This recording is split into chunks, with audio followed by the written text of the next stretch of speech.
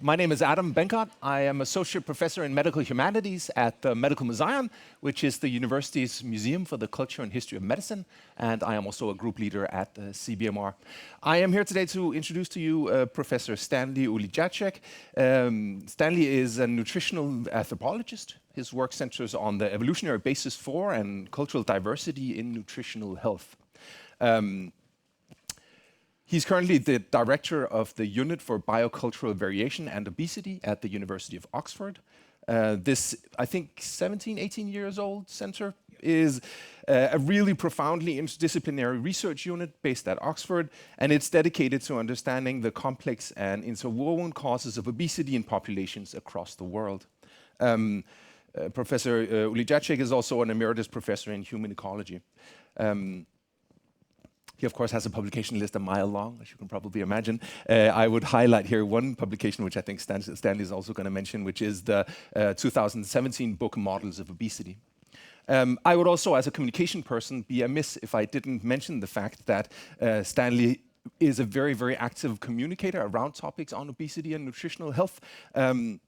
He runs a number of podcasts, including one called Around the Table on food stories from science to everyday life. And he also recently, earlier this year, published a new public engagement book on obesity called Understanding Obesity. So with all that said, I hand the microphone over to you, Professor Ulijaszek. The floor is yours. Okay, thank you so much. I wanted to, very kind. Thank you. I'm going to talk about some implications of different models of obesity. This will not be comprehensive because there are so many models out there. So what I'm going to use is in terms of illustration and start off with the feeling or sense that models are representations of reality. We struggle with reality, that the most usual ways in which we model are how we use modeling are the phones that are in front of you, the laptops in front of you. Every time that you use your phone, you're using algorithms, having things predicted for you, and also econometric models, which you probably are never aware of, but are actually shaping your lives through the ways that politicians then use those models to create policy. So, models of obesity. I was asked last night what kind of style of presentation I would have, and I think it's going to be a bit Wes Anderson towards the end when I start to hurry up. So just be ready for that moment when it happens, when I accelerate. Hopefully I won't. If I start accelerated, then it'll go well. So really, three components to the talk: models and medicalization of body fatness, ecological models of obesity, and then models of into models for. It's often taken as implicit that you generate a model, a descriptor, something that structures the system that you're looking at, biological, social, whatever it might be, and then say, well, that is going to be enough to turn that into a model for an intervention. This is where so much falls over. Because the implicit belief that a model of can be translated into a model for is not so straightforward. Some places it's more straightforward than others, and I'll come on to that when I talk about models and medicalization of body fatness. So, some models of obesity, of human obesity. I won't go through the list, just to say there's a lot of them. I'm going to come back to this slide presently. It's not an exhaustive list. There'll be things you recognize in the list in relation to the work that you do, but you also recognize that this is a very broad church. So many different people are approaching obesity from very different ways. Also, that many models of obesity, all models are representations, and there are differing problems of representation and operation. That's not a pipe.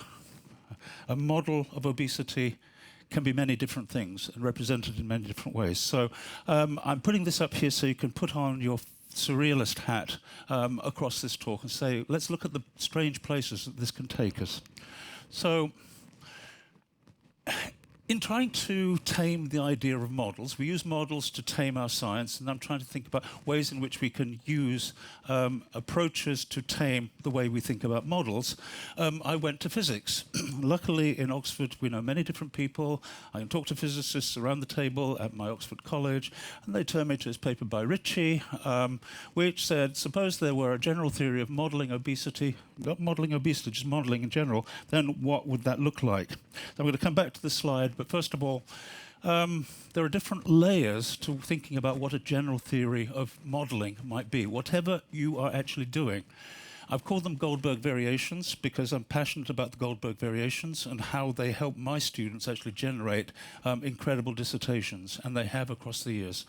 There's an overview, there's a framework, there's a definitional, operational definition, there's a requirements framework, and then the dual role should offer a basis for treating models and modeling both as a means of representing and as epistemic tools for hypothesis and theory generating. And there should also be, if you like, a universality. It should be a common modeling language and terminology. Same slide, when we move across this table to look at some examples in obesity research, we say, well, in physiology, there are good overview models. There are definitional frameworks. They're extensive, but largely uncoordinated. The work isn't being done across these different areas. That there are a requirements framework to successfully apply different modeling for different task objects. In looking at this, there are good requirements frameworks for physiology and genetics, also epigenetics now. There are good models for dual role, if you are, in terms of representing and in terms of hypothesis and theory generating. Universality, 0. Next slide. So thinking about models of and models for.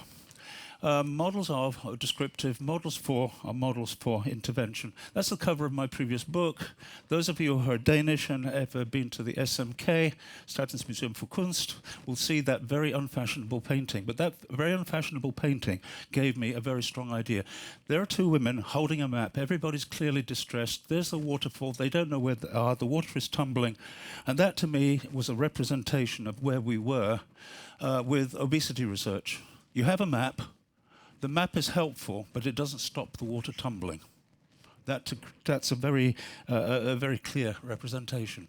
So, dichotomizing models, medical models for obesity and environmental models for obesity deliberately to be able to show, how these differ, acknowledging that many people here are moving towards or operating with medical models of obesity.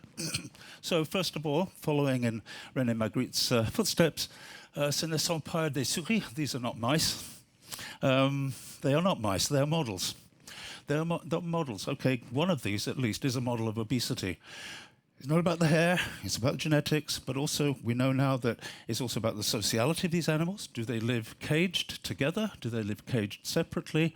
Is it a male mouse? Is it a female mouse?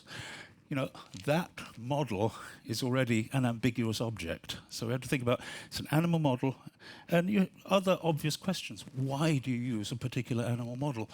Why not use a different animal model? Why is there not seemingly a universal register of animal models for medical research, for example? So there seems to be a lot of creativity in this area of choosing what an animal model might be. I mean, we've seen several animal models in the presentations this morning. All good science, fantastic science. Many more animal models being described in the posters at lunchtime. And then I struggle to find the universality in that because we're not questioning what that animal model is. It's not your job, I think, if you're a physiologist to question your model. You might be using that model because everybody else has used that model before you. Like, the guy who takes a bucket full of water and weighs it every day and keeps doing it, doesn't think about why he's weighing a bucket of water. It's an underlying question that, do you use the model because that is institutionally what you use to be able to to examine or query a particular phenomenon? So that might not be your job.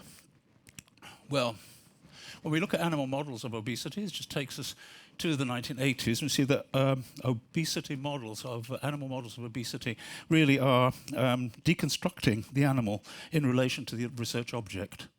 So you choose the model according to the research object. It can vary according to the research object. Medical models, some models of human obesity that tend towards medicalization, well, energy balance, food behavior, epigenetic, gut microbiome, gut-brain axis, carbohydrate insulin model, all of these things tend towards medicalization. The point about this is that these models have implicit in them the idea that it will lead to treatment in some way.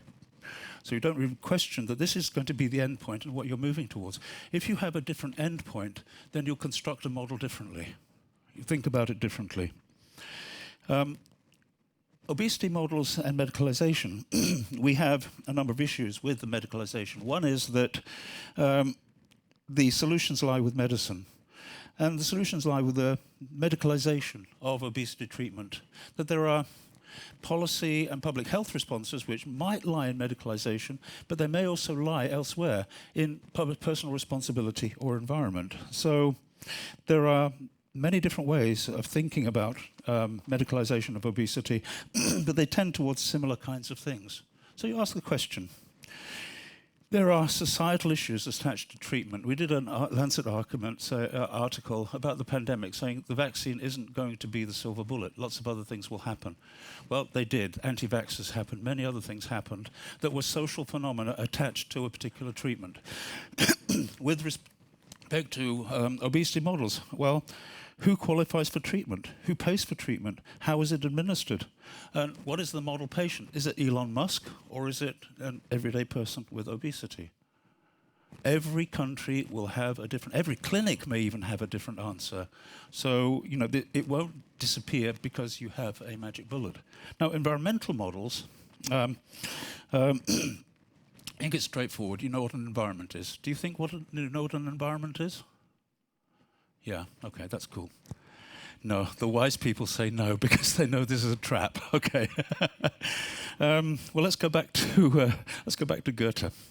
He coined the term Umgebung and beyond civilized locality. So environment was something that was beyond civilized locality. When you walk out into nature in the romantic 19th century, you walk out into a nature beyond what you understand, beyond the constructs you understand. You walk into other constructs.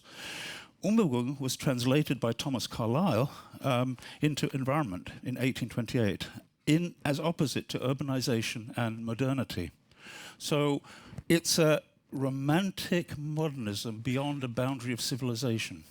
Where you set that boundary also is loaded because you say, well, environment can be constructed in many different ways, but we have different notions of what the boundary of civilization is. In relation to the discipline that your specific subdiscipline that you're part of, you set the boundary around your environment. You set your boundary around your research object, and the environment is everything else. There's a risk of that environment becoming the bucket. That is, you throw everything else into the bucket, and you don't study that bucket, but actually that bucket is doing stuff while you're not looking at it. So by creating an idea of an environment, without specifying what that environment means to you in what you do, you're creating potential problems because then you're leaving the understanding and interpretation of environment to other people. Some models with environmental elements, actually most of them have some element of environmental interpretation. The most commonly the initial framing of obesogenic environments, Boyd Swinburne, put this together in 1999. A good friend of mine, I like him a lot. We've had a beer together. We've cooked beef on a barbecue together. We've done many things. We've also argued, but you know, we're scientists, that's what we do. And he coined the idea of obesogenic environments that predispose to obesity. And he framed it in terms of interventions. So you can have micro-level interventions and macro-level interventions. So you can have interventions very local at neighborhoods and schools, or macro-level ones at transport systems, health regulation, and so on. And the types had physical, economic, political, sociocultural environments. What's happened since then? Moving on 3 decades or so, Adam Dronowski and others have reduced the obesogenic environment to the built environment, which is economic, political, sociocultural, have all been reframed in other places. So the idea that exposures to the food environment. I've just been exposed to a panini, and thankfully I'm still awake, which is good. I'll stay awake for the length of this talk. Also, as I go around Copenhagen, I might be exposed to a pastry or two. I might be exposed to a cappuccino. You can see where this is going, that actually we're reducing these things to exposures. We think they're ridiculous in the way that we frame our everyday lives, but epidemiologically, every one of these actions is an exposure. And physical activity environment, parks and trails, we're exposed to a park, therefore more like to walk. We're exposed to public transport, so we walk to the bus. We might have neighborhoods that are more walkable, so we're more likely to walk. So we're exposed to positive things, or alternatively negative things. We're in a dangerous neighborhood of Philadelphia, for example, and I might not walk because I might get shot, for example. So the idea is reducing everything to risk in the promise of capturing a full contextual exposure. The totality of built environment exposures at the individual level are fundamental to understanding diet, obesity, disease, and the bigger promise is to find causal links between elements of the environment, obesity, disease, and so on. So this is moving towards the idea of big data, but the question is, if you are reducing, operationalizing the environment this kind of way, are you measuring what becomes the phenotype in the most appropriate way? So that is a challenge, which I know the people that are working on this are very, very aware of. So let's look at food environments very briefly. Some of these exposures, if you want to call them that, have also changed across time. In relation to food environments, it's initially used in ecology, food chains of different species. That's the idea of food environments. It was appropriated for human food supply systems in the 1970s. It was applied to examine relationships between food and built environment and diets and chronic disease, increasingly from the 1970s onwards. But then from 1979, we get neoliberalism, people become consumers, food environments constructed to include people as consumers and their interface with the food system that structures all aspects of how people consume. So those structures are shaping what we see as the food environment. If you're working on food environments and considering this as your phenotype among human beings, and you're going back to data to 1970, how food environment was operationalized, constructed, and meant was different in the 1970s to how it's understood in the 2000s, for example. When we look at this chart of the commercialized food system, in obesity, there are upstream and downstream factors. We might be interested in production of certain kinds of foods, ultra-processed foods, leading to unhealthy consumption and obesity. But it doesn't stop there. Look upstream, you've got profitability, shareholder value, food processing, low-wage economics, control of the value chain, acquisitions and mergers, market concentration, political influence, lobbying. All these things are constructing the production of that food system. So we look at physical activity. There's a multi-layer framing of determinants of physical activity. And we can say, well, at the individual level, we've got really good data. At the global level, how can you do a randomized control trial on the planet, of the planet? You can't. You can only do observational research. So you have strong levels of evidence at one extreme and speculative evidence at the other extreme. The place where a lot of policy response could be very effective would be at the structural level, at the global, state, or regional level. Whereas there's a bias towards individualist responses because we have better data. If the data is driving the policy, then there's a bias both in what data you have and there's a bias in the kind of policy that is developed. So we see an awful lot of individualist responses to for obesity interventions, for example, because the evidence is stronger. You have certain kinds of evidence. And then you have dissection of environments and obesity. We did this work with colleagues here in Copenhagen, Torben Jensen, Anna-Katrina Kleberg-Hansen, myself, Anders Munch, Lena Hilsdal, Astrid Jespersen, and we just machine read all the literature on food, on obesity and environment. Just got the AI working on it. And what we found was that actually one field is five. Each of these has a different discursive object, that each of these has a different approach and way of talking about obesity and environment. So this is already 5 fields. Now, how that can help is to acknowledge that these are actually 5 fields with different objects of research, what you're investigating, how you're investigating it, and know how to talk to other people who are working on obesity and environment. Environments relating to obesity then, framing them in a layered way. More recently, I've kind of just looked at the things that are important. One thing that is missing in all of these is the social. Web 2.0 arrived in 2004. It's now 2024. 20 years later, we're only starting to think about how the interactive internet is affecting our everyday practice and sociality and lives. That in fact, it's more important to what you consume if you're a regular social media user who posts what about food than about your neighborhood food availability. And yet we're still measuring that same bucket of water, looking at neighborhood influences on food, when actually everything else has changed. Our sociality has changed completely. Put your hands up if you have used your phone in the last 20 minutes. Yay, fantastic, fantastic. Okay. No, there's no bad about this. There's no bad about this. I might have learned this in Italy, that most of the time people are not listening to you, and I'm doing other things and waiting for the interesting bits, and that's fine. That's cool. You take from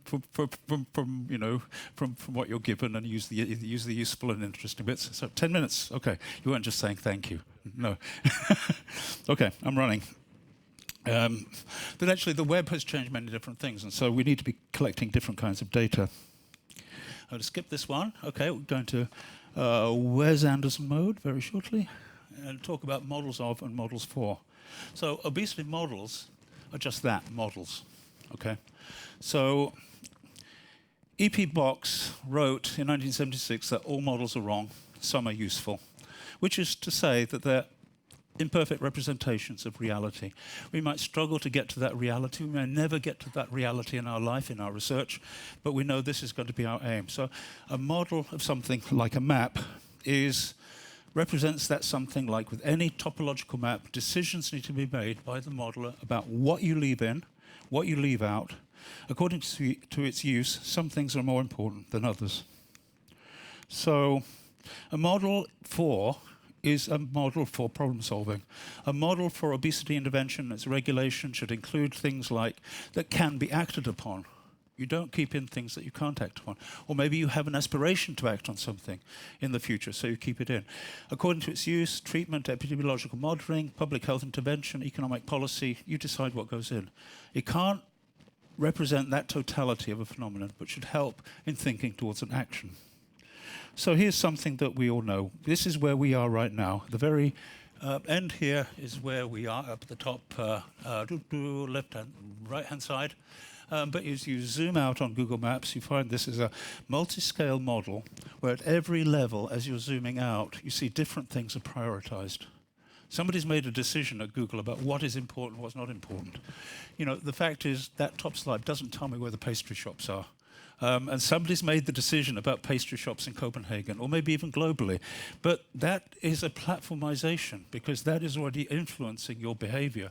You might be on your phone right now saying, I need to find that pastry, and I need to find it locally, and I'm not going to find it because Google Maps doesn't let me have it. Somebody's made a decision about pastries. I'm sorry, I'm being silly here, but somebody makes decisions, and this is platformizing how we are using our interface with the bigger world, our electronic interface. So models of and models for. There was an ambition in the early 2000s, and I was part of that ambition with the Foresight think tank, with UK Gov, on tackling obesity and future choices. And so this was a complexity model. Now, interesting about this complexity model is it wasn't driven by scientists. It was driven by hyper-intelligent public servants who had been, first of all, charged to look at complexity in relation to climate change, complexity in policy, then complexity and obesity. I say the history of this is that this complexity modeling in policy, the moment Blair and Brown were out of power, all of this was pulled because it was honestly against the kinds of things that the new government stood for. So this is the Foresight Obesity Systems map. At the middle is energy balance. And then you have food, physical activity, biology, behavior across this map. And in the middle, poor person being impacted upon by everything. So there are multiple pathways from that spaghetti diagram towards obesity. No one way. Which if you try to have a single intervention for obesity, social or political or policy intervention for obesity, it won't work because something else will bulge out. That was one of the take-homes from there. And also the idea that using Mary Douglas's group grid formulation in anthropology towards identifying policy options that are ideology-free. That is, you could be a Conservative or Labour, Liberal Democrat.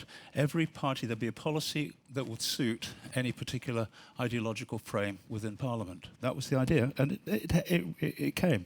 Why did it fail? It failed because of ambiguous model specification. The modelling was fundamental to this, that it used a soft systems model. It was chosen, not questioned. Soft system models have been used for understanding problems that have psychological, social, and cultural elements. And medicine was left out of the picture. It was deliberately not including medicine. The idea was, once you construct the model and you're working towards that model, then there's certain kinds of outcomes will be implicit in your modeling procedure. So that's something to think about very, very carefully, I think in all contexts.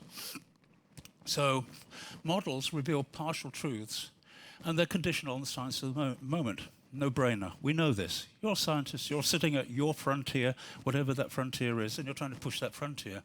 They're important for putting into order what's known about at a given time and what needs to be known, what can be acted upon, and how it can be acted upon. So models of and for obesity come together in building science to a point where new forms of intervention or policy can be put forward with confidence. Politicians and policymakers want to be confident that if they intervene, that something is going to happen. There are several models now that attempt to be both models of and models for, relating energy expenditure to physiological energetics at the whole body level based on metabolism, such as the energy balance model, been going forever, carbohydrate insulin model, relatively recent, and also various integrating models. So let's run through the models, Wes Anderson style. Energy balance at the middle, something we've known forever, poor homeostatic mechanisms for not putting on weight, strong homeostatic mechanisms for losing it, for not losing it. 5, got it. Carbohydrate insulin model also takes energy balance in the middle of it there, but it's also much more focused on insulin sensitivity. We can look at an integrating model from Heindel et al. That calls obesogens, diet and any kind of thing that can lead to the development of obesity via either the energy balance model or carbohydrate insulin model could lead to weight gain. So it's an integrating model, but doesn't actually specify how that would work. And then we've got the cascading integrating model that comes from Erik Hemmingsson in Stockholm and Torkil Sorensen, Pauline Nowicka, myself, which is an integrating model which we framed not like a spaghetti diagram. That is really a spaghetti diagram. But nobody questions that because they see it as a table. So you can read the table and say, actually, that makes sense, but it is a spaghetti diagram. So really the visualization is very important as well. How you visualize the thing is more or less persuasive. So, different levels, genetics at the top, family social adversity, insecurity and stress, obesity and weight stigma. All of these are loopings within each of that. So there's a looping within family social adversity, looping within insecurity, looping within chronic stress, looping within disruption of energy homeostasis, and then looping within social stress and weight stigma. So I think we're moving in the right direction. I am. I've got 2 minutes left, I think. In sum, there's a lot of few fields that are invested in obesity research. So you know about physiology, genetics, the microbiome, epigenetics, epidemiology. You might have heard about economics and psychology and public health. There's also political science, sociology, anthropology, geography, history, all of them working on some aspect of obesity and body fatness. They use different kinds of models. They use different kinds of data. They have different kinds of analyses. So where are we? Okay, absurdism. Okay, nod to Søren Kierkegaard as the originator of the philosophy of absurdism. But like Luigi Pirandello's play, 6 characters in search of an author. There they are. They're on stage. I don't know what to say. I don't know what to do. My author is not here. Nobody's told me what I need to do. So you have these individuals. Each individual actor knows how to act as themselves, but they don't know how to act in relation to these characters.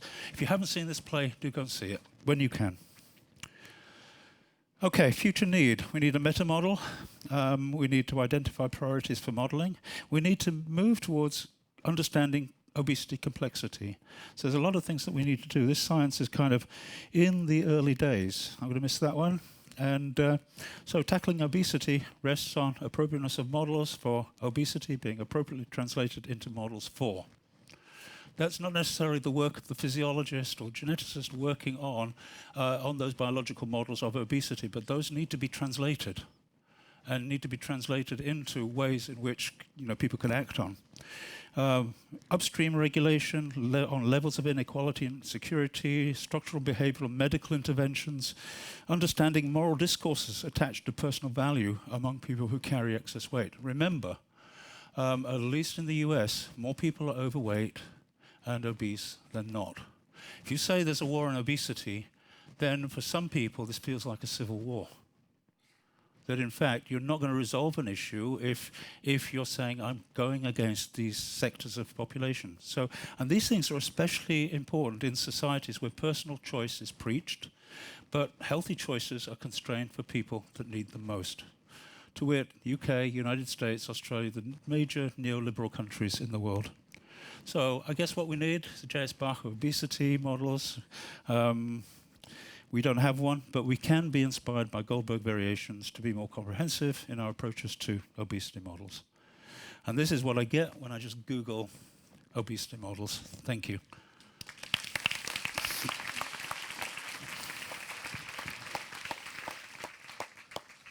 Thank you. We have some time for questions from the audience. We have microphones traveling as well. There's one here. Thank you very much, Stanley. I've been thinking about the pros and cons of holding on to lots of different models at the same time. So there's obviously something reassuring about having one framework and doing some investigation and going back to it, but I think you've compellingly shown that there are lots of downsides for that. So I guess my question is it better when you're doing the model of to be plural or singular? And then the parallel question, is it better when you're doing models for to be plural or singular? So you're saying if you've got a model of, you might say I might have two models that I'm contrasting. It's a tough call, but it's doable in many fields, and that's a good idea because, as an anthropologist, the comparativist approach is often very fruitful when you can compare two things, and I think it's compelling to an epidemiologist as well. But as long as the design specifications of the model are precise, that's an important thing. If you can't have precise design specifications for two models, then it's not going to work. For models for, I think you've got a lot more freedom. Because the design specification is less important than, can you operationalize it? And can you put it into practice in everyday life? So you could say, yes, I mean, the foresight process was really saying, look, there are four different ways, four different policy options we can offer with the research that we've done. That we have multiple pathways from this model, and if we're going to be conservative, then this is the approach you might take. Here's a free market approach to obesity. If you're Labour Party, Social Democrat, then here's an approach you might take. And it might not be straightforwardly in relation to regulating food or persuading people to be physically active. It might be about reducing inequality, for example. So those policy options need to be there. You say, look, when you go to the policy table, you say you've only got one cat or one mouse, then and that mouse isn't beautiful enough. Then that mouse gets thrown away. So you just offer them another mouse and say, look, is this one more beautiful for you, sir? And then go for, or madam, and then go on from there. So you need several options. So it's actually better to have several possible approaches. And if possible at multiple levels. And I think part of the exercise that we're trying to perform in Oxford is to make people more savvy about the possibilities. That we're not about destroying the science, we're about being mindful of how the science is used and understanding what that science means and understanding how you might operationalize that science in different contexts. It's about being smarter. The science is incredibly smart, but actually the social science is incredibly smart as well, if you allow it to be mobilized. There's an awful lot of social science that isn't engaged in the biosciences, and yet we can do some very powerful stuff with it. Fascinating talk. We're here. Hi. So just building on that, I think it's really interesting, and also as scientists to think about these things and sort of the bigger picture. Many times we're so focused on our mouse model or the very specific thing that we want to look at that we might narrow down that environment, as you mentioned. So be conscious of that. But then how can we ensure that all these models, or the current models that we have already available, the data that we have, that could be translational, right? That could be integrated further to help us kind of give answers to clues, for example, to obesity complexity and try to underpin all of this. Do we have to make better models? Do we have to change something in the way that we're thinking, in the way that we're kind of using these tools to answer the questions that we have? Or is there a way to already use what we have and drive it further in a different direction? Yeah, what are your thoughts on this? Yeah, well, I don't think you ever throw anything away, and that you always build on people who've done fantastic work before. That's just the nature of science. And so you build on what there is. Should you be striving to a better model? Of course, but that's your life. I mean, that's what you do. You say this doesn't work, well, let's refine it. Let's move this in this direction or that direction. Always improve on what you've got.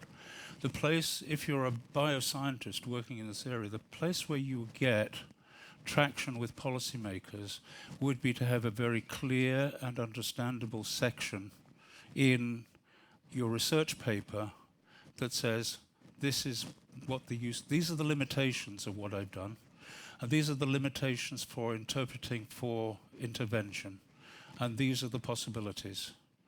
I hate it when people say more research is needed. That's a no-brainer. There's always more research needed. We can only work with what we, at the point where we are. But to say, these are the caveats, these are the limitations. Always, if you're writing, when you're writing your abstract, make it as clear as you can for an intelligent layperson. Don't complexify it. Of course, you ought to have data in there for the people that need that data, so they're going to read your paper. But also, if you have an aspiration for it to be picked up by policymakers, there needs to be an abstract that says, this is what I did, here's the stuff in the middle, trust me, this is right, and this is my conclusion with a one sentence, the implications are this. And then they might read the whole paper, or give it to somebody who can understand your paper. It's my experience of policymakers is that, at least in the UK, at least in Denmark, incredibly smart people. And so, they want to get the best work, and they will listen as long as you can make that gateway to your work a very clear one. Yeah? Down here. When I'm thinking back to the time when I did my PhD studies also in obesity, I think I felt I had little time to sort of think about the particular model I'm using, and I was sort of more concerned with learning whatever I thought I had to learn during these 3 years. And I think sort of science has just become faster. So how early should you, I guess, sort of reflect on the type of model you operate in as, for instance, a PhD student? And how can you also, as a sort of institute or supervisor, make sure that sort of the people you work with are sort of reflective upon the choice of model? Okay, I think as a young researcher, it's a bit hit and miss. I mean, you might get a supervisor who's sympathetic or one who's not sympathetic, and they might say, "Don't waste your time," or they might say, "Yes, go and put the baseline into this." If you were doing this in the social sciences, you probably have an introduction to your thesis that placed your work. And so I would encourage, if it's possible, and put your hands up if you're supervising a doctoral student, or 2, or 3, or 5, or 20. Okay, for those people who are supervising doctoral students, to encourage them to have a page in their introduction to the thesis that places their research, that places their model in the history of models. It only needs to be one page to say, look, I am aware of... Okay, in anthropology you call it positionality, and I'd encourage a kind of scientific positionality, which is to say, this is where I'm placed, this is where I've come from, this is the model I'm applying, I'm in this lab, and we've always used this model, therefore I carry on using this model because we've been using this for the last 50 years. Or you can say, I'm now at the stage where this lab is in crisis and we're having to move to other ways of thinking, therefore I'm developing another way of thinking about a model. Position your research. We do it in the social sciences all the time because it helps to make sense of who you are and where you are, and every lab has a slightly different culture. So that's what I would encourage. All the supervisors here, please listen to me, please, please, please, please, please. And students, if you're doing a doctorate, please, please, please persuade your supervisor that this is an important thing. You can say, I said so. Okay. I think it's very important because then that gives you the space to be able to say, I understand where I sit in relation, rather than saying, I have developed this model, I'm working with this model, we always publish in this journal because they accept this model. And all you're doing is replicating a certain way of being, rather than being revolutionary. And I'd hope, how many people here want to be revolutionary scientists? Yay, yay, okay. Those people are the most important people in the room, because you have to feed, if you're supervising them, you have to feed their aspiration. That means they have to be bigger than what you did. And that's, you know, that's a tough call, and you have to be modest. Anyway, shut up, and any more questions? I think that was... Thank you. More. Was there another? Yeah.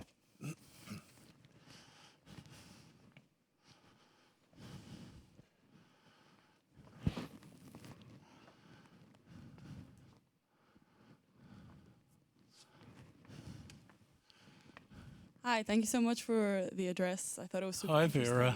Hi.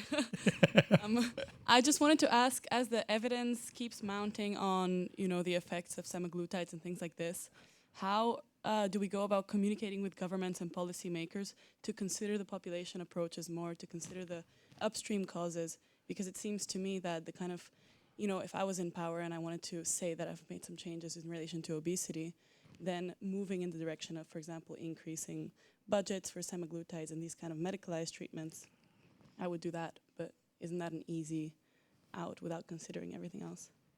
Okay, I think it depends where you are. I think if you're in Scandinavia, it's a lot easier to talk to a government in that respect, because there's a much more, I mean, unless Scandinavia's changed completely, there's much more concern of socially oriented policies.